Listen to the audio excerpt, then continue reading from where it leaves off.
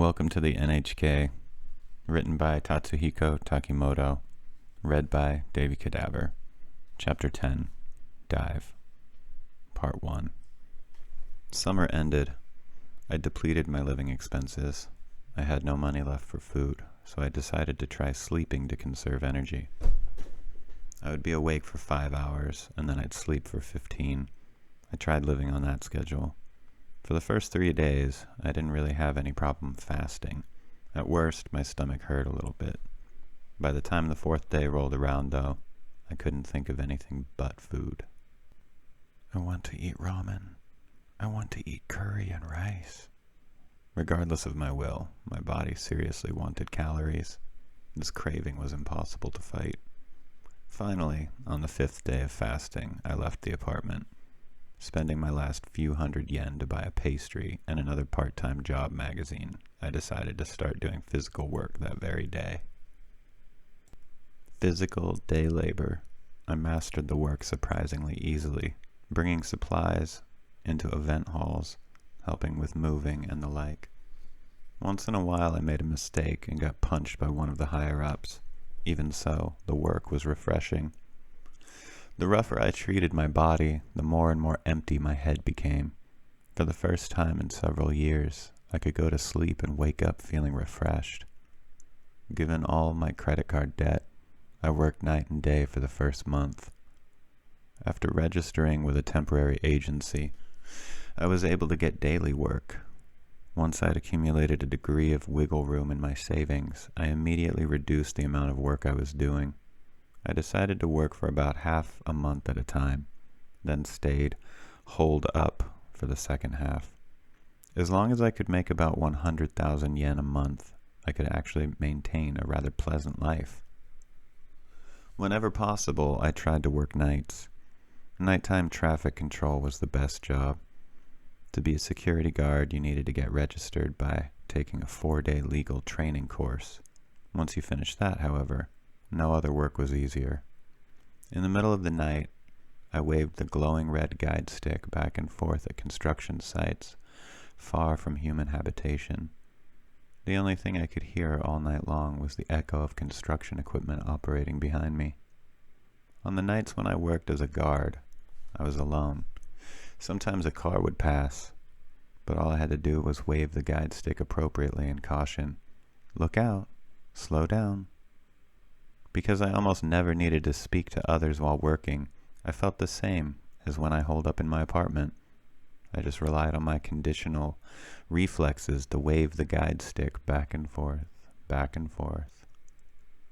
The night wind was a bit chilly, but my pay for this was 10,000 yen per night, counting my travel fare. I'd work, and then shut myself away, earn my living expenses, and then shut myself away. This lifestyle continued, and with frightening speed, time went by. While I was working, it turned to winter. It was the winter of my 5th year as a hikikomori.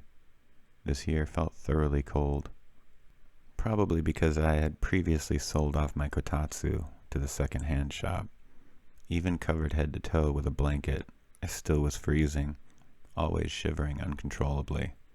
At that point, in place of a body warmer, I decided to try using my laptop computer, which Yamazaki had left behind when he moved.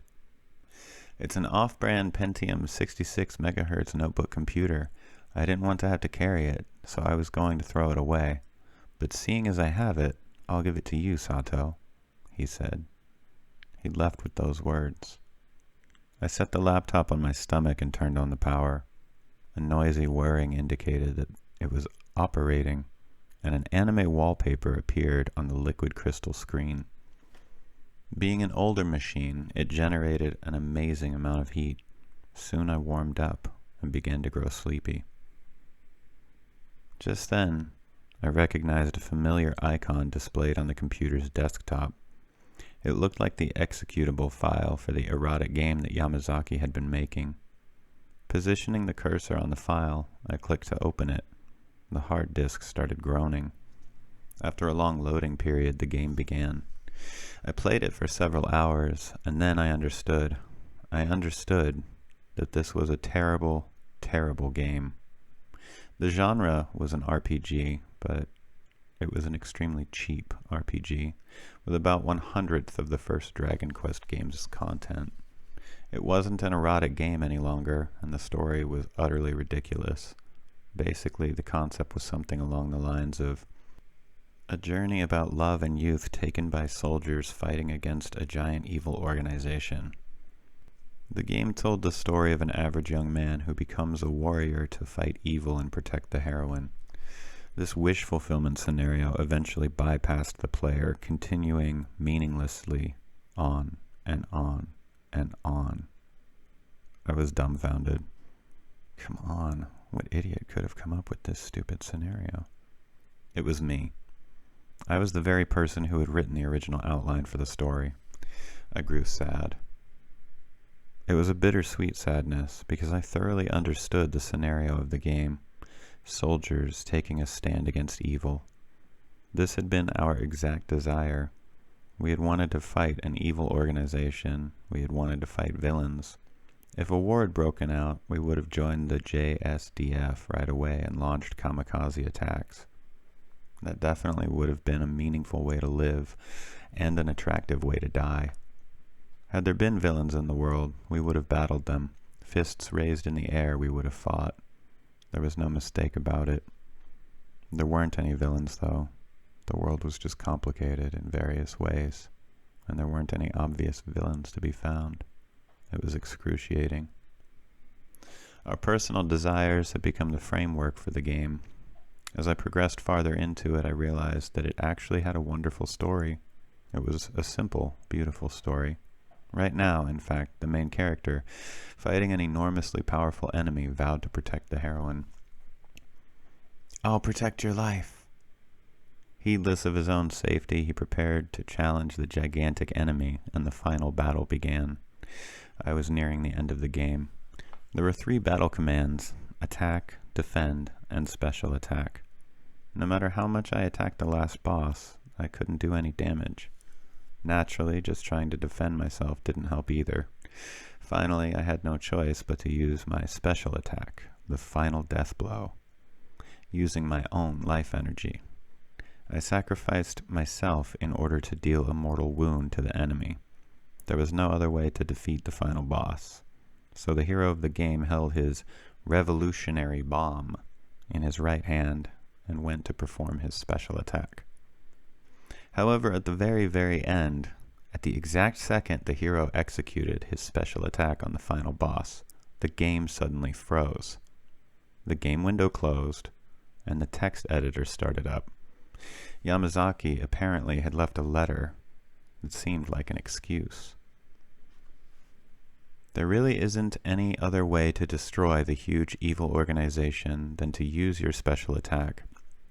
You can gain victory only if you choose death for yourself, because the giant evil organization actually is made up of our entire world.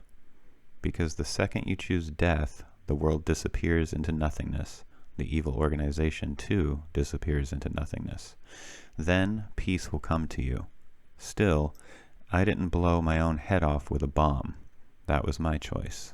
No, it definitely isn't that. I just didn't want to go through the pain of drawing the CG for the game ending, or that I got downright tired of making a terrible game. Nothing like that. At first, I tried to smash the laptop. Then I changed my mind. I had watched Yamazaki desperately work on this game, but the final shoddiness of it hit me pretty hard. What in the world could he be doing right now? This question suddenly began to bother me, but I decided to try and forget it. I hadn't heard any news from him since he left, and I didn't feel like contacting him either. Those idiotic days from that period of my life had ended long ago. Christmas came once again. The city lights twinkled. The guide stick grasped in my right hand, too, lit up the darkness. Tonight's work was traffic control in the parking lot of a new department store that had opened near the station. Because the entrances were equipped with fully automated ticket machines, I had absolutely nothing to do. When it got crowded, I tried helping out the machines, but each time I just ended up swinging my stick back and forth. There were no accidents. Nothing happened. and Christmas Eve marched on in safety. About an hour before the store closed, a car came by. The car itself was a sort of Japanese model found anywhere, with nothing special to note about it. However, because the interior lights were on, I recognized the girl sitting in the passenger seat. I saw her clearly. Startled, I tried to push my cap down over my eyes as much as possible. The car passed me without hesitation, so there hadn't been any recognition. But I felt that my high school acquaintance sitting in the passenger seat had looked my way, just for a second. Of course, that too was just a delusion. My shift ended, and I changed out of my uniform and put the guide stick and helmet into my bag, swaying back and forth on one of the last trains of the night. I headed toward my apartment. On the way, I stopped by a convenience store to buy alcohol and the like. I decided I should try getting into the Christmas spirit. Walking up the steep road that led to my apartment, I drank a beer. I hadn't had alcohol in a while, so it took effect quickly. Somewhat shakily, I slowly hiked up the long, sloping path. In the distance, an ambulance's siren pierced the otherwise quiet night. I finished my second beer. Merry Christmas. By the time I passed the park, my gait had been reduced to a drunken stumble. Walking carefully, I could avoid swaying drastically, but I figured I might as well just walk like a drunk. I increased my pace and wobbled from telephone pole to telephone pole. I tripped over a stone and almost fell. I staggered and was about to collapse in the middle of the road when, right in front of me, an ambulance rushed past. I had almost been run over. I thought perhaps I should complain in a loud, drunken voice, "You idiot!" I stopped in mid-sentence. The ambulance had pulled up in front of Misaki's house. Her uncle dashed out of the front door. He yelled to one of the paramedics as they ran into the house, carrying a stretcher. A short while later, they carried the stretcher back through the front door. Misaki was limp. I watched as Misaki, her aunt, and her uncle sped away in the ambulance at breakneck speed. Part 2. It was almost New Year's Eve. One afternoon, I loitered in front of the large hospital at the edge of town.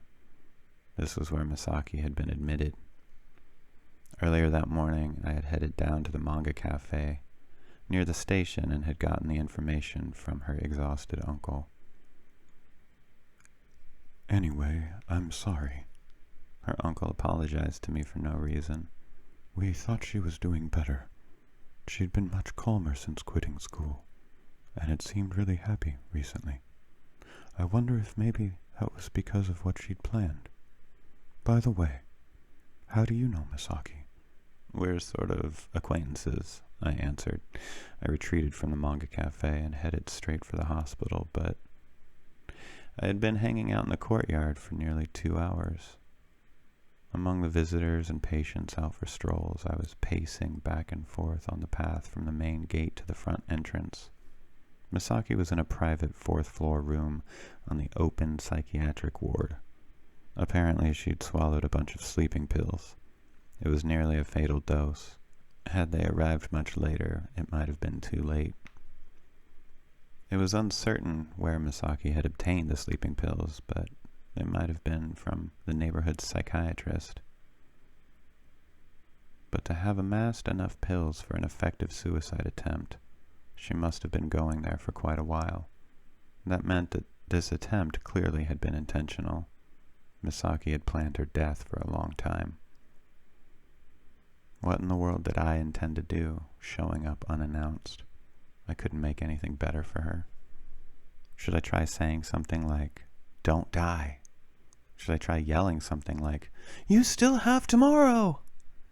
Misaki had written numerous similar cliches in her notebook, but they hadn't helped her, so she tried to overdose on sleeping pills. In short, there was nothing I could do for her. It might even be better for me to avoid showing my face. She probably would feel even emptier getting a hospital visit from a pathetic hikikomori.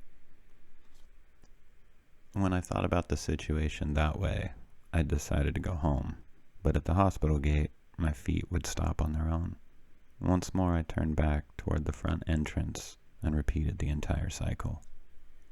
My thoughts were looping around. If this kept up, it looked like I would just keep walking to and fro until nightfall. I couldn't make up my mind. Finally, screwing up my courage, I dashed into the hospital before I could change my mind again. I got a visitor's badge at the front desk, pinned it to my chest, and headed up to the 4th floor.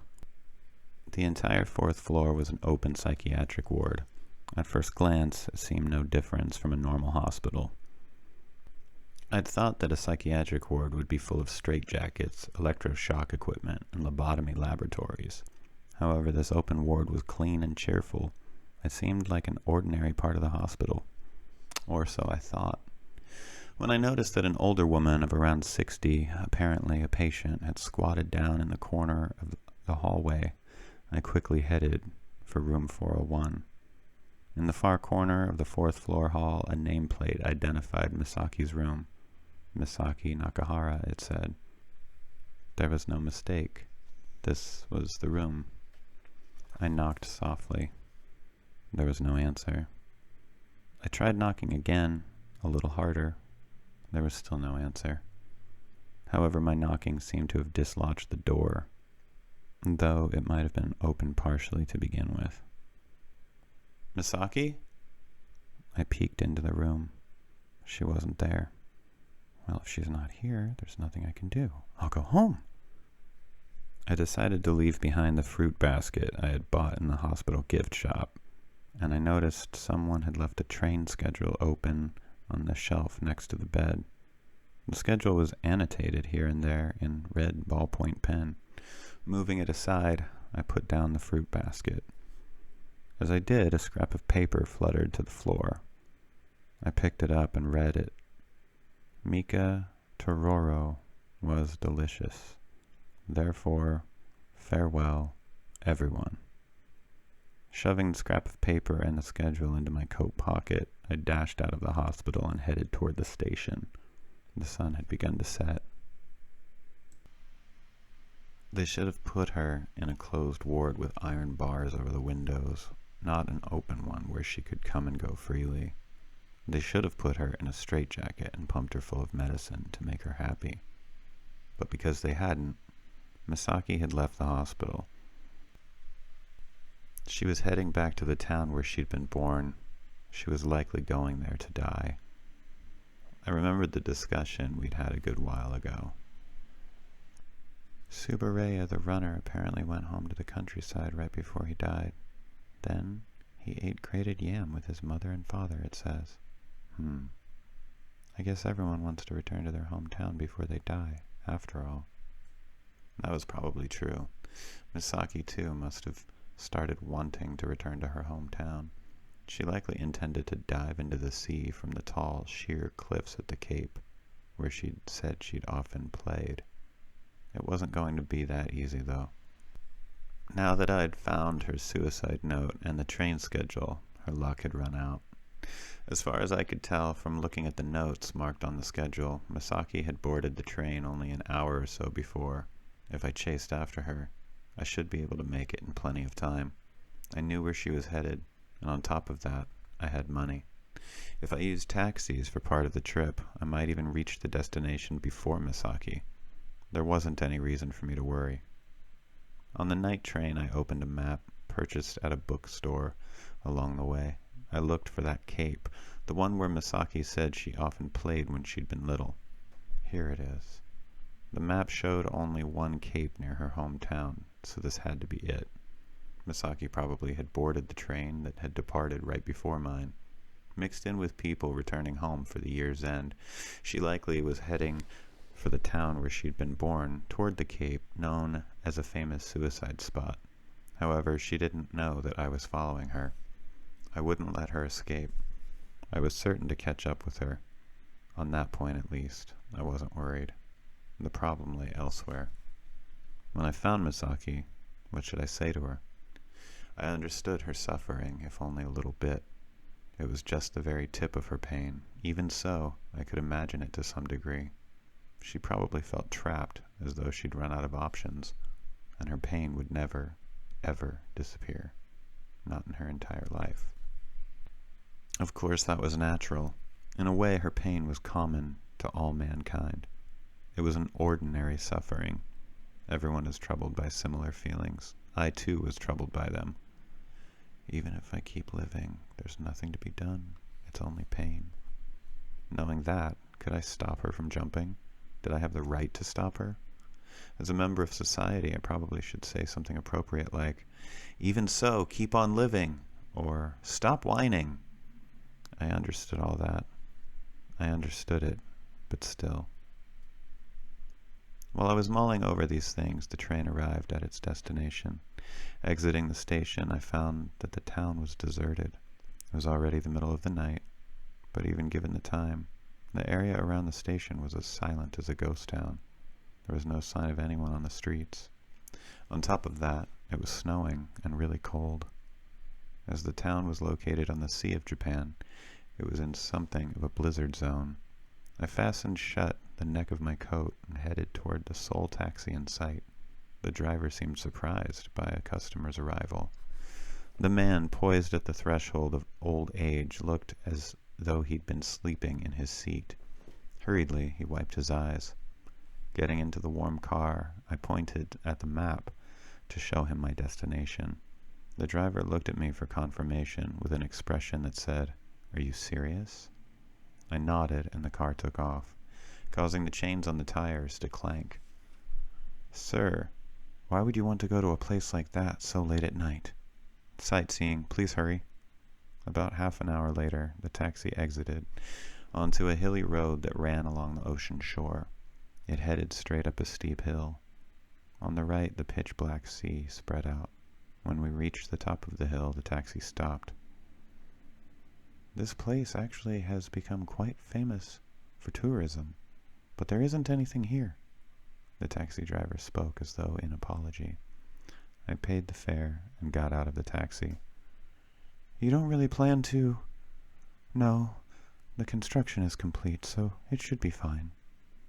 With that, the taxi driver pulled back onto the road. I looked around. There really wasn't anything here. Or more accurately, it was so dark that I could barely see. As the ocean was on my right side, I thought I would find the cliff if I headed in that direction, but only sparsely scattered street lamps lit the area. I felt terribly helpless. For the time being, I crossed the road and climbed through the space between the guardrails. I set off on a snow-covered path. Misaki had to be at the other end of this path. Stepping through the snow, which came up to my ankles, and taking care not to slip and fall, I continued down the path, cut through the thick brush. With each step, the surrounding darkness grew deeper and deeper. Before long, the light of the street lamps no longer reached me, and I could hardly see anything at all. Then, the brush thinned abruptly. The path ended, and in front of my eyes stretched the coal-black sky and the Sea of Japan. That's right. I had made it to the very edge of the cape. It was too dark for me to see well, but the cliff was about 30 feet ahead. I finally had arrived. I had reached my destination. But what about Misaki? I looked around but couldn't see much. A large full moon floated in the night sky, but my eyes weren't used to the dark yet, so I couldn't make anything out, but vague outlines. There seemed to be no sign of anyone anywhere. That was all I could tell. What did this mean? Had I arrived first, or had Misaki stopped somewhere along the way? Or could it be that? My heart began pulsing violently and my blood curdled. No, it couldn't be. There was no way she could have jumped before I even arrived, right? She'd be here shortly. Soon Misaki would come walking down that path. I stepped back and sat on the bench that faced the ocean.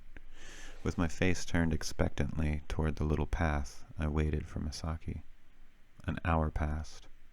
Misaki didn't come. It began to seem as though she wouldn't come down the path at all. I put my head in my hands. Without realizing it, I started talking to myself. Why? Why what? Did you arrive too late? No, I didn't. Misaki is You were off by only 5 minutes. Maybe you should be a detective. I slowly turned my face to the right. Standing there was Misaki. She was wearing a black coat that blended in with the darkness. Perching on the edge of the beach, Misaki explained, "You finally said something. I didn't know what to do because you were silent for so long." Part 3. A violent rage boiled up inside of me. I felt as though she had made an ass out of me, forcing those feelings back down inside. I said, in as gentle a tone as possible, "Well then, let's go home. It's cold out here." "I don't want to." "What do you mean you don't want to? Oh crap. Just stop making a fool out of me."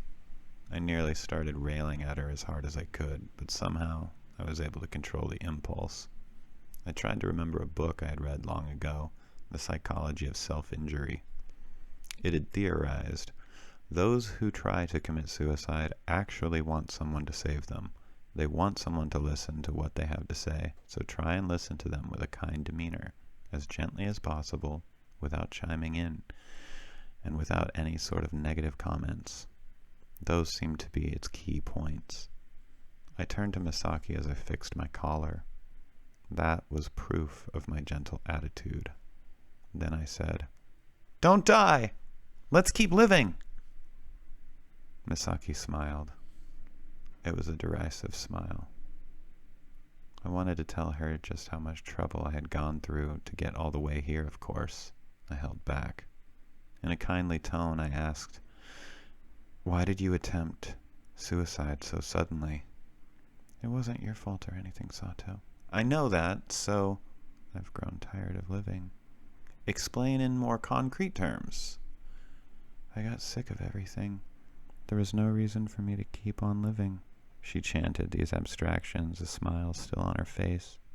Was she making a fool out of me after all? "Yeah, that's right. I don't think that I can get help from you any longer, Sato. You're just a hikikomori in the end." The blood rushed to my head. "Go ahead and die." "I will die." "No, I was kidding. Don't die. If you die, you'll go to hell." "You don't have to be in such a panic. To begin with, I'm basically already dead, seeing how I took all the drugs I'd saved over an entire year. If my uncle hadn't found me, I would have succeeded. No matter what you do, Sato, I'm determined to go ahead and die." There in the winter, standing at the cape in the inky darkness, we continued discussing whether to live or die. The conversation was light years removed from the normal, everyday world. It was already past midnight, and it was freezing. Misaki's teeth chattered. "Either way, I'm going to die." She had grown defiant. "Go ahead and try to stop me if you want, even though it's impossible." Clearly the views on suicide traditionally retained by our society no longer held any merit. Without any shame at all, she was arguing for death. I rebuted. "If you're saying stuff like that, Misaki, then you don't really feel like dying anymore, do you?" In response, Misaki put her hand into her coat pocket and pulled out a metal object. "I have a box cutter here." The blade slid out of the handle. She declared, "Right now, I'll cut my wrists with this box cutter." "That's dangerous." I tried to grab Misaki's hand. "Don't come near me." Misaki quickly jumped up from the bench to avoid my grasp. "I don't know what to do. I'm sure I've gone crazy. If you come too close, I'll probably cut you." As she shouted this, Misaki stretched out her right hand, which gripped the box cutter, and put her left hand behind her back. She looked like she was attempting some fencing pose. "What are you doing?" "I learned it from a book called The Art of Murder that I read at the library. I'm employing the knife-fighting art of Sicilian mafia." Putting several feet between us, Misaki swung around the box cutter, threatening me. "Aren't you disgusted? Disgusted because the person you came all this way to save is really crazy? There's nothing I can do about that, though, Sato. I'm sure you were thinking something along those lines, right? Like you wanted to show how cool you were by saving some crazy girl about to commit suicide? That's what you were thinking, wasn't it? But it's impossible. It's impossible." With the moon at her back, it was hard to see her, so I couldn't tell what expression she wore. Though it sounded like a farce, it wasn't. That much seemed certain. I asked her seriously, "If I told you I'm deeply in love with you, what would you do?" "I wouldn't do anything. I'm finished. I mean, you're just a hikikomori to begin with, Sato. And you look like you'd change your mind quickly. Besides, in actuality, you don't like me at all, right? If someone wouldn't be mine from the top of his head to the tip of his toes, it's better for me to die. It's not like my desires can just be granted by anyone. I always knew this. And that's why, either way, I just need to die." "I like you! I love you! Please, don't die!" "Ha ha ha. You're so funny, Sato, but it's no use. I'm going to die." Our dialogue was somehow very much like a shoujo manga. Still, I knew that the words love and hate probably weren't important. The problem likely lay in a deeper, more fundamental place. I thought that I should try my best to explain this to her. I should somehow put it into words for Misaki. However, the words would slip away at once. The second I pronounced them, they would lose all meaning.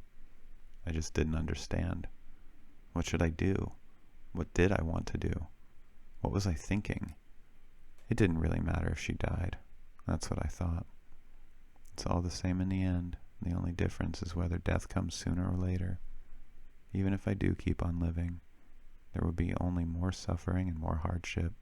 There's no meaning to it. There's no meaning to life. It would be better to die. This was the thoroughly logical conclusion that no one could refute. At least, I couldn't refute it. In fact, I doubted that anyone was less suited to the role of convincing someone else to give up on suicide than I was. "It's not right." I kept saying these ridiculous things. "Don't say you're going to die." All the words sounded artificial. Deciding to rely on force, I stepped toward Misaki, who was still swinging the box cutter around. She backed up. Ignoring her wild movements, I lunged forward and reached out my right hand. Just before my hand touched Misaki's body, the blade of the box cutter sliced open my palm. A second later, blood began to flow. It soaked into the snow. It hurt, but the pain was wonderful. Misaki stared at the bloody box cutter, a dreamy expression on her face. I gave her a smile. Misaki looked as though she was about to smile. The wind blew, and powdered snow danced upwards. Finally, I understood. I knew what I needed to do. I would keep this girl alive. I would save her. How? Does a hikikomori like me have the power to do things for others? Wasn't that kind of thing impossible? Shouldn't I know my place? Well, yet somewhere there had to be a wonderful solution. I truly believed this. There had to be a way for everything to work out. There had to be a way to fulfill Misaki's wishes and my own hopes. Surely I already knew the answer.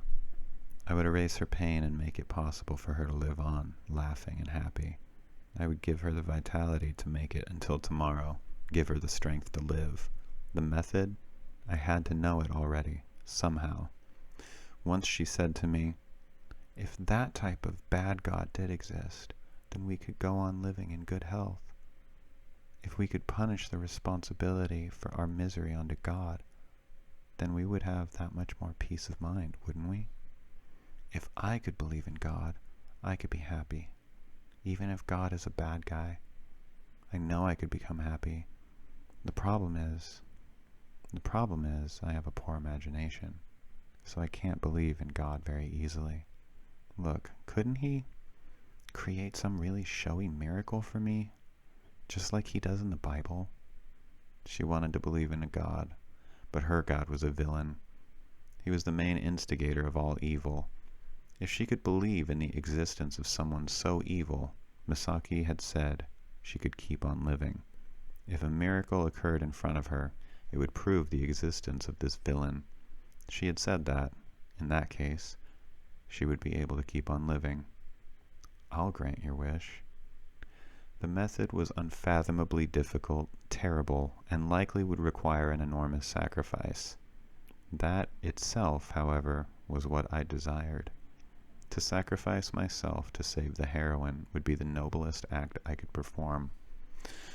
I wanted to brag to Yamazaki, I'm living right now, this very moment, burning out my life in a wonderful manner. I truly feel alive. I wanted to hold my head high with pride and brag to him. It was true, looking at it objectively, that this was quite a dramatic night. A girl swinging a knife around, and me trying to stop that girl from committing suicide. It was all rather moving. Given that fact, the words should come pouring forth. In this situation, I should be able to say something eloquent. Misaki was trembling. I probably was trembling too. I was frightened, so I tried to bolster my courage. Memories from my 22 years passed through my mind. I realized that I had existed for this moment, when I would do whatever I could, anything I could, to keep this girl alive. It was probably my life's mission. If not, then there was no meaning. No meaning for me having lived up until now. No meaning in living and then dying. At that instant, I understood everything. I knew everything, and everything was connected. I would help Misaki, who was shaking with terror. I would give my life to help her. This kind of situation must have been what I'd desired all along. The flags that guided me toward the ending had all unfurled. My dialogue, leading toward this ending, was all that remained to set the scene in motion. Because of that, I would stand up and face it. Misaki could find a reason to live. It would be a happy ending. I was scared. Please help me. Even so, I gathered my courage and embraced the trembling Misaki. It's not your fault, Misaki. I hugged her with all my strength and whispered into her ear, it's not your fault at all, Misaki. Not a single part is your fault. She was slight, thin, shaking. She clung to me, and the darkness surrounded the two of us. The wind was strong that night. Snow fell lightly. The stillness grew deeper. Why were we so sad? Why were we so lonely? Do you know the reason? Oh, I understand. It's because we're about to part, about to say farewell. That's why we're trembling. We're forever alone, and we're forever lonely. That's how it always is, the way it's supposed to be. Everyone is like this, so don't hate yourself. Don't hate yourself. There are other things you should hate. You need to know that. That's right. There are bad people. There are people who've hurt you, Misaki. There's no need for you to be sad. No need at all. Why must you be sad? If you always had to live in pain, lonely and suffering, that would be irrational. It would be strange, wouldn't it? That's just nonsense. That's why there has to be someone, somewhere, behind all this. A villain who forces you to suffer. That's why,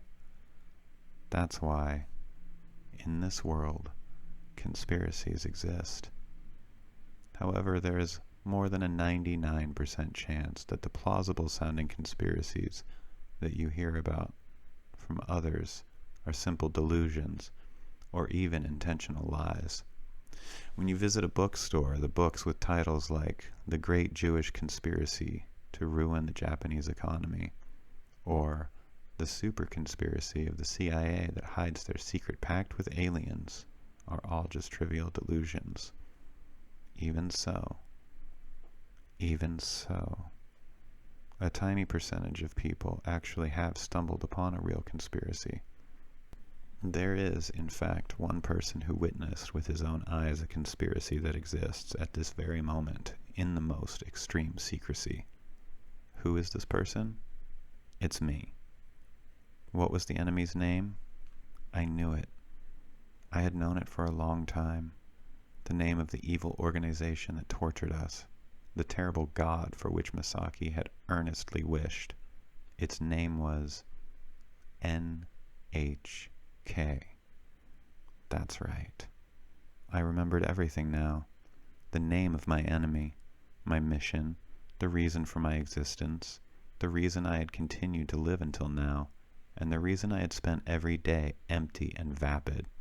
Yes, my life has existed only to save you. This is probably true. It's all true. So listen to me. Still embracing Misaki so she couldn't pull away, I explained in brief detail. Listen, Misaki, in this world, there is an evil organization.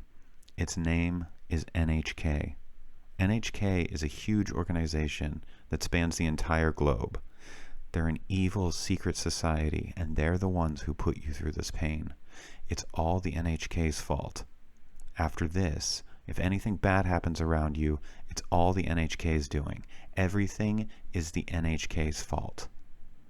For starters, the name N.H.K. itself is simply a coincidence. The actual name doesn't matter at all. If you don't like N.H.K., you can call it whatever you want. If you wish, you can even call it Satan, or call it the evil god. It all means the same thing. It's true. The names don't matter at all. They're just a set of sounds, an imaginary enemy torturing you. That is the real essence of the N.H.K. For example, take that girl from my high school literature club. To her, it could signify the Nihon Hiowa Kyokai, as her own weakness continually defeated her. She was weak in both mind and spirit. Please stop trying to slash your wrists. Please become happy somehow. I continued. In the case of Misaki, N.H.K. means Nihon Hiken Kyokai. Because of the misfortunes you were born with, Misaki, you saw everything in a pessimistic way. Please forgive me for being alive. Don't hate me. You were always self-defeating like that. Then my own N.H.K., well, it's actually the N.H.K.'s fault that I became a hikikomori.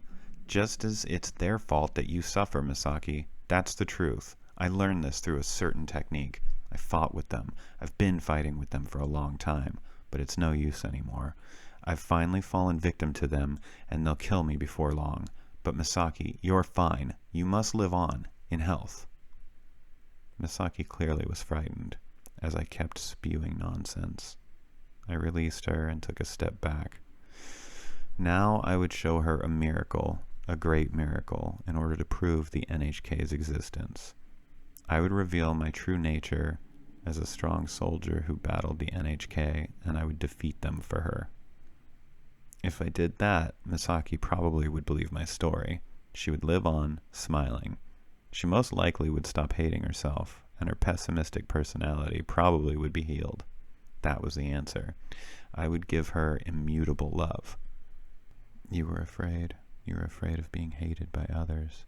You were afraid that others' feelings might change. But you'll be okay. My feelings won't change. I love you. And that feeling absolutely will never change. And the reason? I can't go on. It's a psychic attack by the N.H.K. I rolled around in the snow. Do I look like I'm going crazy? If so, then that too is caused by the N.H.K. I'll be killed soon. I'll be killed by the N.H.K. But I'll return the blow. Just you watch. I got up and ran, heading for the edge of the cliff. I started out running slowly. Goodbye, Misaki. My legs are moving on their own. I'm going to be killed by the N.H.K., but in the moment that I die, I plan to do something to return their strike. I'll destroy them. My speed gradually was increasing. That's right. In order to defeat the N.H.K., I have to sacrifice my own life so that I can use my special attack. That's why I must go. But I'll protect you. I was moving at full speed now. I had to run out into the night sky with all of my strength. The cliff edge was nearing. I'll jump. I'll dive. I'll use my special attack. Because of my unbelievably idiotic end, Misaki would have to believe in the evil organization. Due to my special attack, she might see the end of that evil organization, and it probably would bring her happiness. And despite everything, Misaki would not need to feel guilty at all. This was what I had wanted. I always had intended to die.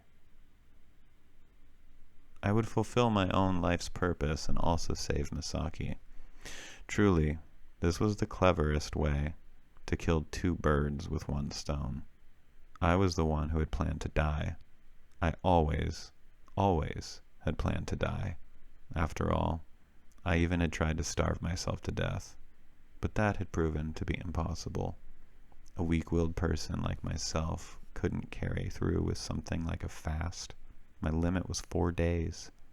Then, I had worked to earn my living expenses. That was the single time I had worked hard before my death. I always had been searching for some way to die. In short, I was a much crazier person than you. It proves that, emotionally, I am an abnormal person. I mean, if I weren't, then I couldn't do anything like this, right? Misaki, while you look down on me, at the same time, please accept my love, or whatever it is. I'll die soon, but Misaki, you must live on. I will defeat the NHK and get rid of evil. Please believe this. If you do, you can stay alive. Misaki, you can keep on living. Watch my special attack and burn it into your mind. Look, can you see it? Can you see the revolutionary bomb brightly shining in my right hand? It's the revolutionary bomb that Yamazaki refrained from using, an earth-shattering bomb that destroys villains. It's very, very weak, far too weak to blow away the NHK, but it's more than strong enough to snuff out this minuscule, pathetic, worthless living creature. In short, me. And if I die, my NHK also will disappear, because the NHK is God. It's the entire world. And with my death, my world will dissipate, and the NHK will disappear. That's exactly why I need to do my special attack right now, with the legendary, revolutionary bomb. I was going to die. I was going to dive from this cliff soon. Behind me, Misaki was screaming something, but her voice no longer reached me. No one could stop me now. This was the best. My body ran like the wind. It felt good. I felt invigorated, running as fast as I could atop the cliffs in the dark. I also was scared. I didn't want to die. There was no reason for me to live. I didn't want to live. Soon I would die. Only a few feet remained from the cliff's edge. In mere seconds, the space of one heartbeat, I would soar out into the wide open sky. After just a few more seconds, swinging my arms as hard as possible and sticking my legs out as far as I could, I would dive. For the first time, I could truly escape, leave my 6-mat, 1-room apartment and fly higher and higher into the open sky. I would jump and fly. Just a little longer. I'll fly soon. I would jump into the Sea of Japan as though I were doing running long jumps. I'd jump out. I'm jumping. I jumped. I jumped! Both my legs left the ground. My body was floating in the air, and after a few moments, my body would fall soon. I would fall and smash into the Sea of Japan. The ending was very near. Just like in an erotic game that Yamazaki made, I would use my special attack on the NHK to protect the heroine. I would rush forward into the final battle. I had wished for that game scenario, and I was going to die exactly the way I had wanted. It was the greatest, happy ending. Soon I will be saved. Then it happened. Suddenly something came to mind that concerned me. The ending of that game. No matter how I tried, I couldn't remember it. Did the hero of the game defeat the evil organization? In fact, was there even an ending at all? Someone said, "There's no way to win." It must have been a dream. I already might have lost consciousness some time ago. As I danced through nothingness, the pitch-black Sea of Japan and bright starry sky stretched out before my eyes. And then I saw them. They were mocking me. My body would start falling soon. I would die. That had to happen. But they said, remember. On this bluff, where there had been too many incidents, construction to prevent them had already been completed.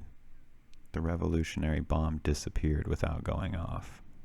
I screamed, "Is that how you do it, you cowards?" No answer came back to me. Welcome to the N.H.K., written by Tatsuhiko Takimoto, read by Davey Cadaver. Final chapter. It became spring.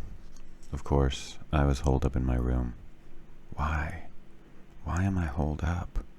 Get hold of yourself. Do some honest work. I tried taking my anger out on myself this way. Of course, it's never so easy to escape from being a hikikomori. I still suffered from the neurosis that attacked me, the desire to kill myself that would boil silently to the surface, and all the other sorts of problems I faced, my rent being raised or my favorite convenience store closing. On top of that, I had my security guard job tomorrow. It was a complete pain in the ass. I was depressingly worried. Regardless, the cherry blossoms were in full bloom outside of my window. New college students walked past the front of my apartment. I felt as though I had been abandoned by the whole world, as though I were being mocked by the entire human race. For example, Yamazaki had sent me a postcard recently. A photograph printed on the card showed Yamazaki smiling widely with a beautiful girl. He'd written, "Oh, I think I might just be about ready to get married. My parents have been bothering me for a while to get set up with someone. In the countryside, we marry early. And because I didn't really have a choice, I had a meeting arranged just for once, and look, she's perfect." It seemed to have become an age in which even an erotic game-loving lolicon could be blessed with happiness. Die. Go to hell. Next was the New Year's card sent by my female upperclassman. "Our house is a huge mansion. We're in love. I'm about to have a baby." She seemed really happy. Go to hell. And on top of that, Masaki's life too now was moving in a truly upward direction. When she had returned to her uncle's house, naturally she had been severely scolded. She seemed to have sunk into a reflection about the incident that was deeper than the ocean. Eventually, at some point, she came to talk to me about it. "How do you think I could apologize properly?" "Shouldn't it just be enough for you to live a healthy life?" "I've caused more trouble than I can completely understand, so that just won't cut it, okay? I need something to, wholeheartedly demonstrate my gratitude and apologies." "Your uncle is a rather wealthy man, isn't he? If so, then what about studying and going to college? Thinking back, didn't you pass your college entrance exams?" I just gave her some appropriate advice without thinking about it too deeply. Then several months after that, my advice had become part of her reality. She was planning to begin college starting this spring. Of course, the school was obviously one that even I could have attended based on exam percentile, so it wasn't that much of a surprise, but either way, that girl would be a college student while I remained a freeter and a hikikomori. I can't take it. Go to hell, all of you. They say that curses come home to roost, so I forced my feelings back down and tried to wish for everyone's happiness. Even if you fall into hell, keep trying, all of you. I too planned on trying, little by little. The reason for that was on a scrap of paper I had here. It was a contract made from a page ripped out of the secret notebook. To fulfill the contract, I had no choice but to try. That night, I had jumped, and then I'd landed abruptly. I had landed on top of the wire netting set up around the cliff to prevent accidents. The frame had been buried into the rocky cliff itself, making a hook shape. As expected for a sightseeing spot, they had gone out of their way to mount the fence in such a way that the beautiful view was left unspoiled. And as expected for a sightseeing spot, there was absolutely no fault to be found with the safety measures. I wanted to cry. I cried. I wanted to die, but I couldn't die. If I could step out with only one foot, then this time I could fly for sure. It was impossible. I couldn't do it. Both of my legs were shaking violently, and the sound of my heart beating was ridiculously loud. I felt terrible.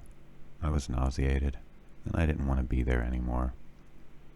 I was crying out for someone to do something. I was crying that I wanted to die. Kill me right now, I thought. I wished for someone to push me. I didn't want to go home and shut myself up in my apartment, and I didn't want to see Misaki's face. I didn't want to think anymore about anything confusing, and I didn't want to experience any more pain. I just wanted to die right then. I scratched my head, curled up my body, and then I bent backward. It was humorous and pathetic. I looked like an idiot. Each time the wind blew, I dropped to all fours and clung to the fence. I was frightened. I was scared of falling. I got chills just from looking downward. Below the netting was the Sea of Japan. The waves were rough. Help me. No, don't help me. Don't laugh at me. What should I do? Don't screw around with me. Don't look. Don't look over here.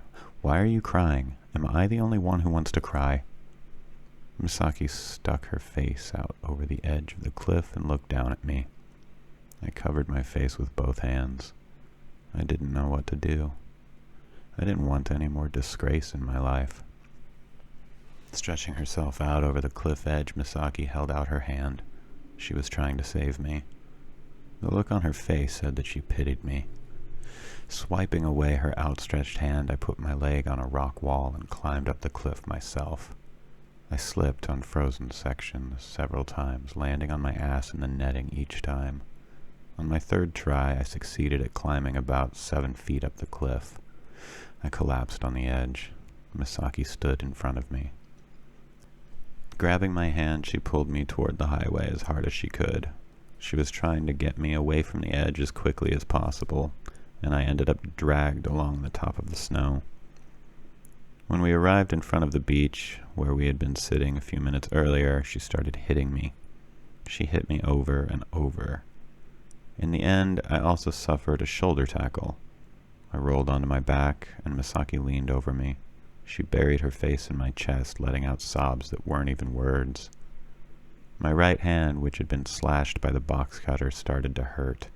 The bleeding wouldn't stop. Misaki grasped my palm. I roughly pushed away her hand, and a bit of blood splashed onto her cheeks. She didn't even try to wipe it off. Sitting on top of me, she was crying. I tried to push her aside, but she wouldn't break her hold on me. She pushed down my shoulders and stayed like that for a long time, trembling. Still shaking, she raised her fists, punching my chest. She hit me over and over. In the end, my face got beaten up too. She knew no limits. My consciousness was fading. Raising her fist again, Misaki said, "You can't die." I was silent, without any answer, so she hit me in the face once more. "Please, don't die." As I didn't want to be punched any more than this, I had no choice but to nod, so I nodded and somehow managed to make myself smile. Next, I thought of telling her some kind of joke, but that was impossible. Letting out a noise, I cried. Misaki didn't look away from me. She just kept staring and staring. Eventually, we returned to ourselves. At this rate, we were going to freeze to death, so we decided to put the cape behind us for the time being. Life is painful and difficult. A lot of things really will get the best of you. It's actually rather hard. Having made it back onto the road, I realized something terrible. How would we get back to the station? It took almost an hour by taxi, which means, if we walk to the station, it'll take until morning. I felt a wave of despair. Misaki pulled at me. "There's an abandoned home nearby, but An abandoned home? My house. After about a 10-minute walk, we came to the abandoned house. The window panes were shattered, and a large hole had opened in the front of the door. We spent the whole night in a house that looked about ready to collapse.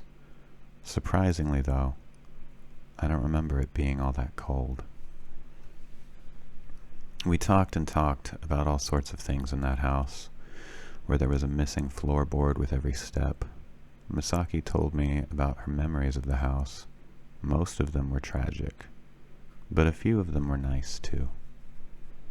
My father, I don't even remember his face, but he named me. Because there's a beautiful cape nearby, he called me Misaki, meaning cape. It's been a rather appropriate name, don't you think? I laughed. Eventually I grew a little tired. After I had fallen into a few seconds of sleep, Misaki suddenly shook me lightly. In the end, what's the N.H.K? As it would be a long discussion, I didn't repeat my explanation. Misaki got out from under the coat she'd been using as a blanket, and she pulled her secret notebook from her bag.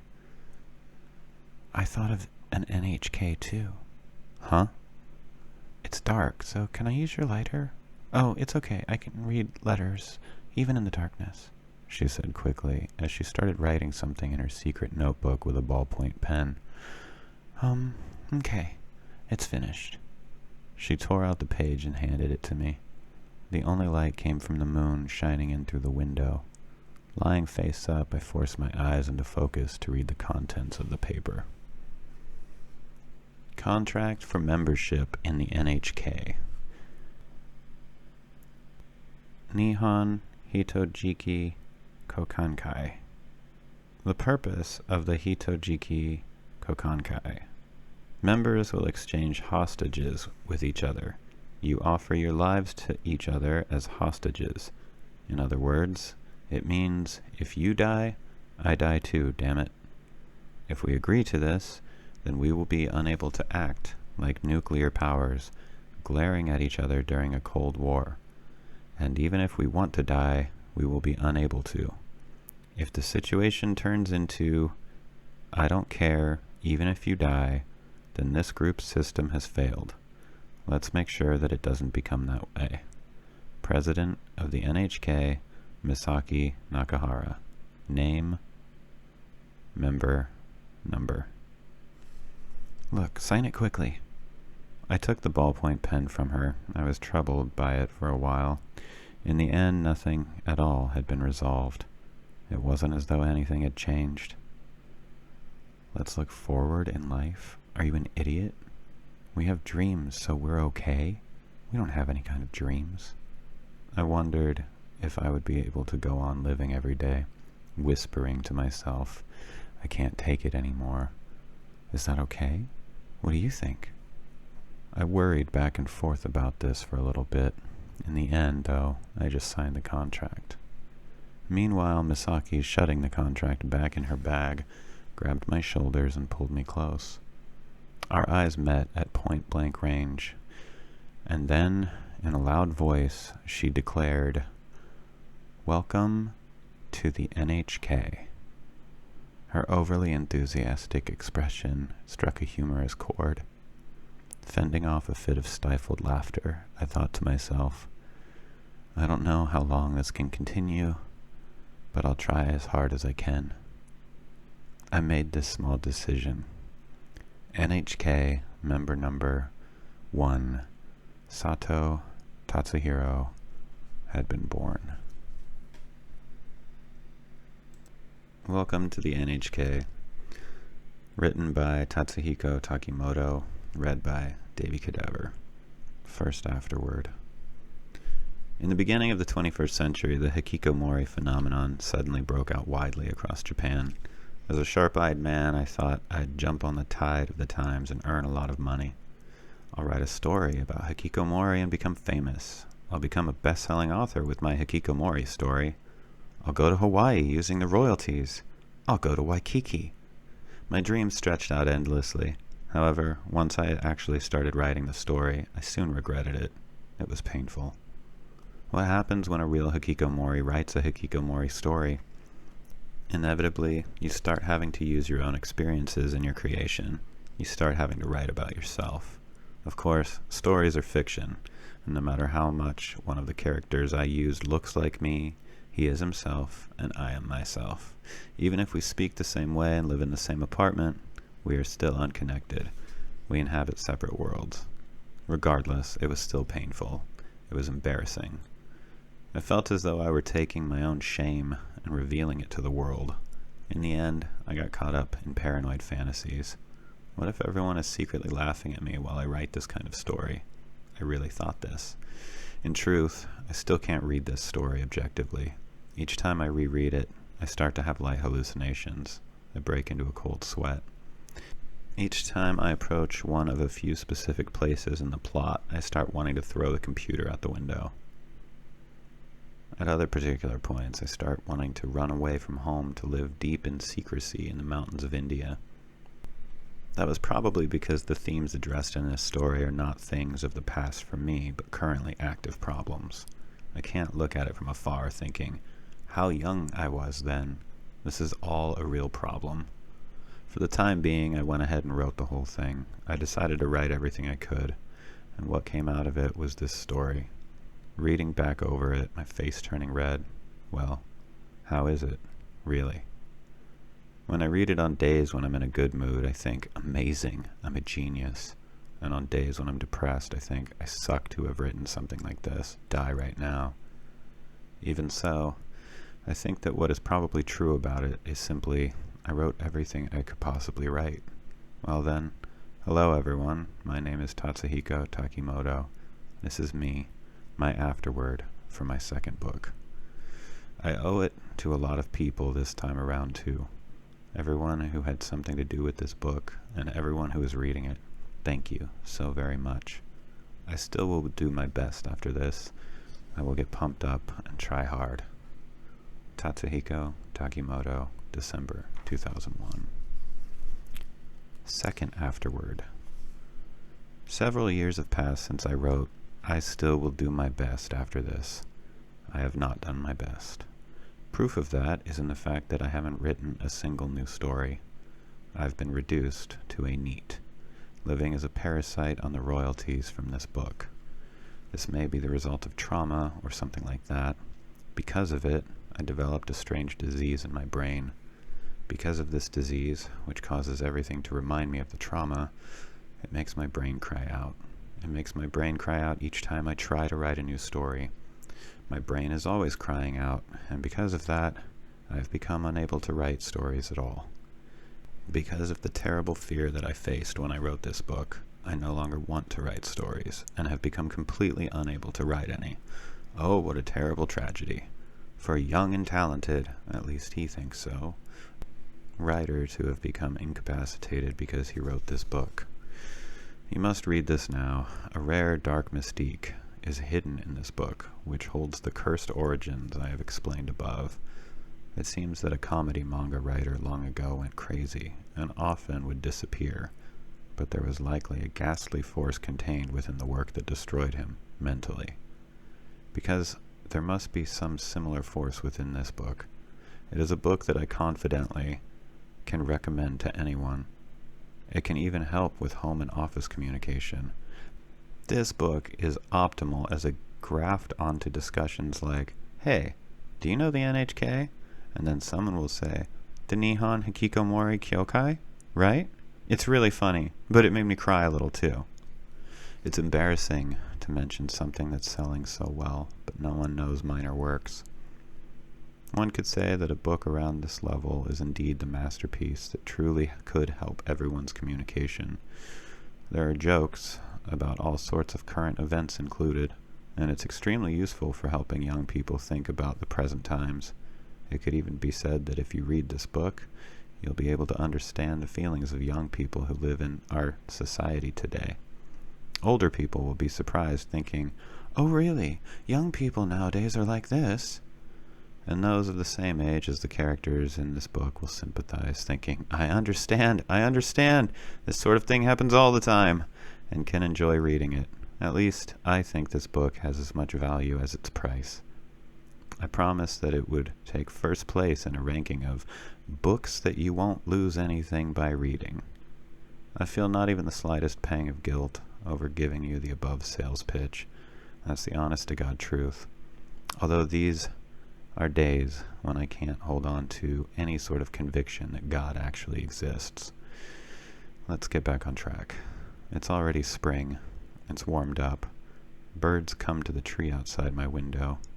In light of that natural cycle, a deep belief that one day all my daily troubles will be solved boils up inside my chest. Identity, love, existence, space, God. The time must come, someday, when we will be granted a final answer regarding these great mysteries. With that warm feeling buried in my heart, I keep living, hoping that this feeling of gratitude will reach all of you who are reading this work. I now close my laptop. Tatsuhiko, Takimoto, April 2005.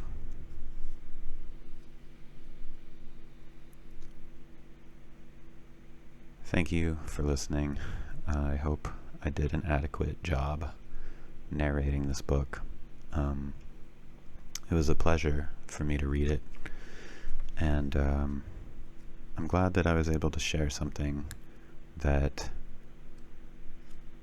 is out of print and truly difficult to find. I think that this is an important story, and I'm really happy that you took the time to listen to it. And yeah, I think that's about it. That's all I've got to say, I guess, for now. But yeah, thanks for listening, and thank you for your appreciation. This is Davey Cadaver signing off. All right, thanks again.